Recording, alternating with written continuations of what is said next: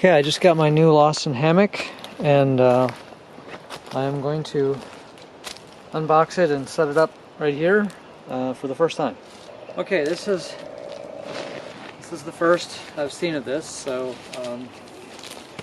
probably not going to know what I'm doing. But I've got some instructions that came with it. I've got the suspension kit here. Hopefully the trees I picked are far enough apart. I'm guessing they probably aren't, because hammocks can take a wide span. But 2 tree-friendly non-stretch polyester webbing straps, 20 feet total length, with buckles and 2 aluminum carabiners.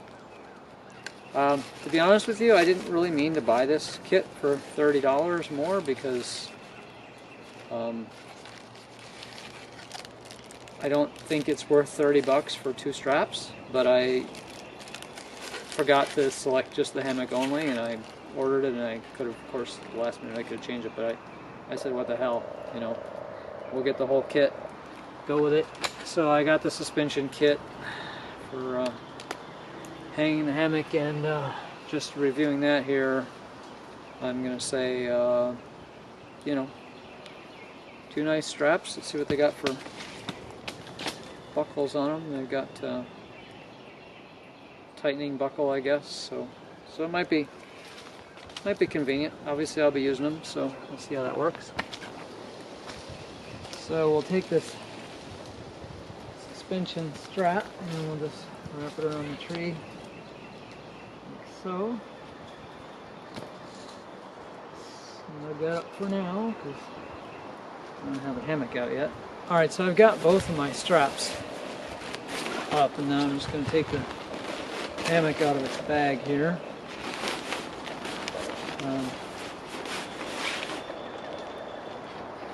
Comes in a nice bag, by the way. It's not packed in there too tight. Should be pretty easy to get it back in there. So, if you can see what I got here, I've got the hammock with the bars. I just dropped the tarp and stuff. We'll get to that later. So I guess these bars assemble. So I'm doing this for the first time, never done this before. You can clearly see the bottom hammock is that way. So there's the bars, and now if I take this 2 little lightweight, pretty stout aluminum carabiners, so we hook that into here, I guess. Bring that over to here. This cord, I don't know if that's cord's a boom. You should hook that right in the whole thing here, because I don't know that cord is as strong as the rest of the system is. Get that.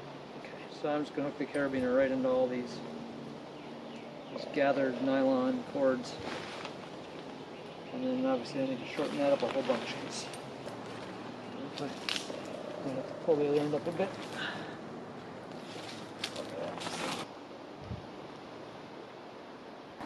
Alright, I am really excited about this thing, so now I guess I gotta figure out how to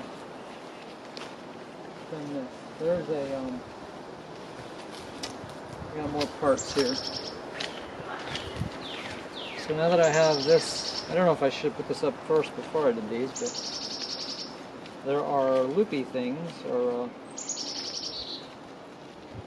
what do you call them? Aluminum poles for the bug net, and so they go together like most tent poles go together. I assume this should be pretty easy just to thread these through. Thread these through like I would on my other tent. Alright. Other side, hopefully this will go a little bit quicker.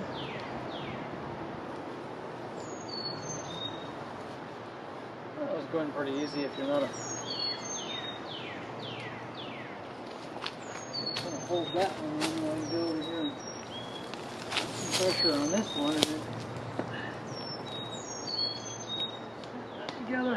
That one's tight too. So. Okay, so there's the dome part, and Here's the door to get in. That's pretty sweet.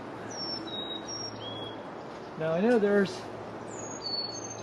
connections for outriggers on this so that you don't roll over, because apparently it's a little bit tippier than a normal hammock where you're in a banana arrangement. I think maybe without doing any more work, I'm just going to see if I can get into it without falling out of it. Just for the sake of this review, because I mean that's what it's all about, right? I think I may have put it a little bit high. In retrospect, I think I'm going to lower that down a little because, first of all, I don't want to fall that far, and secondly, it's going to be pretty hard to get into at this height. But I'm kind of used to the sling hammock where you set it up higher and have a low swing when it's done. Alright, so I lowered it so it wouldn't kill me. And I did notice something. When you put some slack in it, it becomes less tippy. If you stretch it out tight, like, I don't know if this is considered tight or not, it's somewhere in the middle. It's a little tippier, but okay, so I feel like if you went to the edges, you definitely get rolled out of this, but I don't think it's that tippy. This would be perfectly, in my opinion, this would be fine for sleeping in. It's got nice little pouches to put gear in. There's enough room in here that you could pretty much bring some gear in with you, at least, you know, clothes and whatever. Okay, now we get out. What's that? Now being low to the ground makes that pretty easy. I'm just going to zip up the screen here before that tightens up the mesh.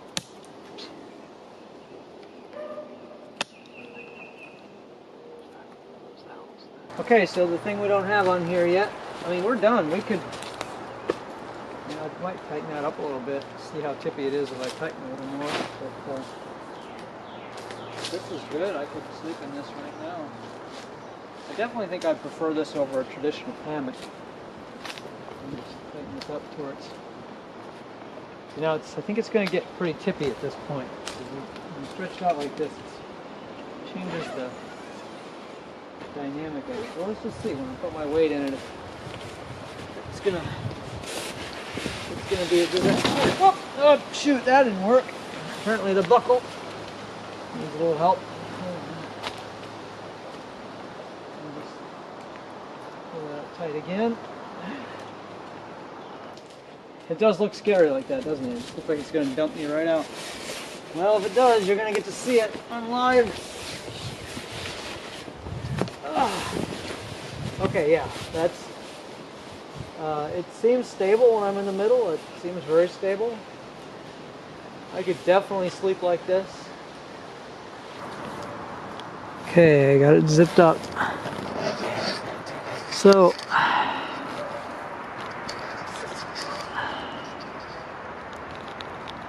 it's pretty roomy. I mean, I'm only 5'7", but with my head close to the top, I've got more than a foot beyond my feet. And nice view. Very nice view. Wide open. This hammock can be set up on the ground also. So if you have a nice spot to set it up where you don't need to be off the ground, you could just put it on the ground and use your standard pad. Not have to have under quilt or anything to keep you warm. So there's all kinds of tie points in here too, by the way. There's hangers for hanging gear, lights, whatever. There's loops inside that I assume you could use for attaching things if you needed to keep something from sliding around in here. Okay, but now I'm going to get out, and so there. I think the only thing I'd really worry about if I put some gear in here, it may not be enough to keep it steady, but you can always put the outriggers on it. It comes with I don't know if you see these, there's tie points on the sides. And those are so that you can tie it out to stake it out to another tree or something to keep it from rolling. Okay, so back to the tarp. Now, so it came with a rain cover. And again, I've never seen any of this before, so I'm just figuring this out as I go. It looks like it's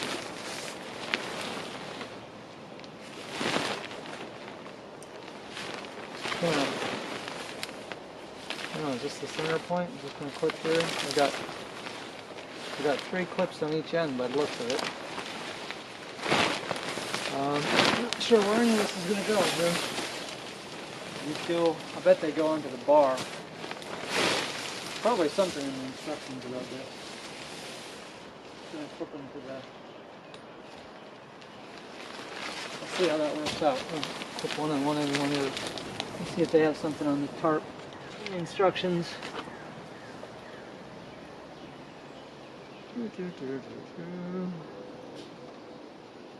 Okay, they show tarp hooking around those things. What I would have guessed. Okay, I did it.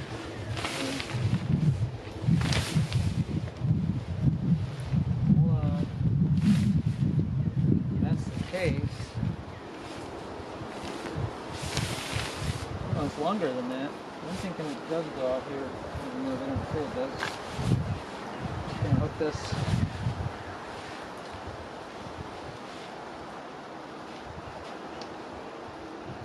Maybe that's what they're trying to say. Just gonna hook this to the end. Let's say, hold on. This doesn't go here then.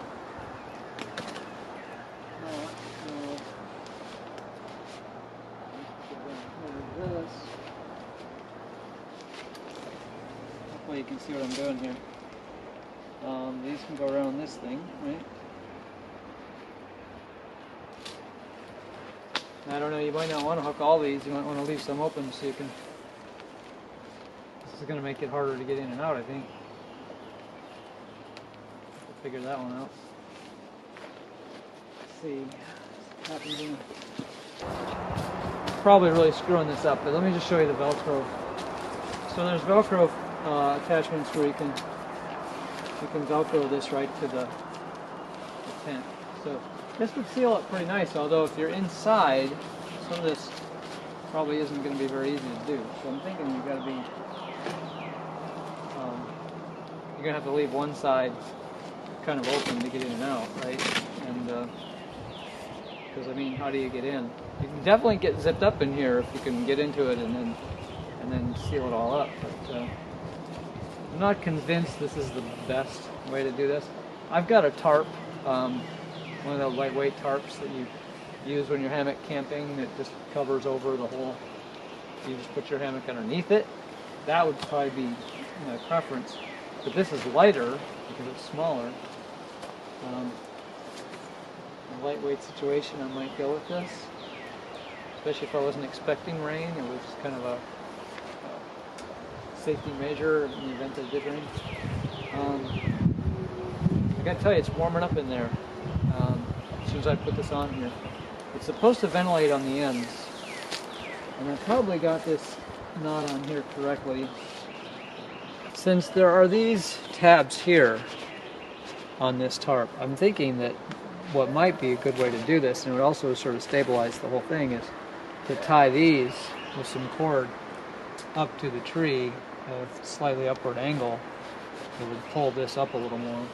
Okay, I really like with this particular design that you can have it be a hammock or you can put it on the ground, because it's a fairly lightweight one-man tent. It's not ultralight by any stretch. But if you were in a campsite where you had a perfect spot to throw it on the ground and you didn't want to mess, or didn't have 2 trees to put it in between or whatever, you can just throw this on the ground and set it up like a regular tent.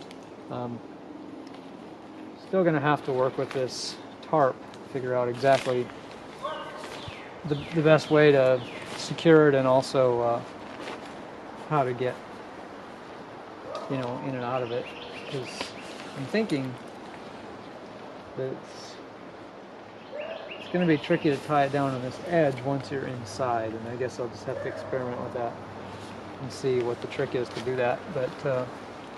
But you probably don't have to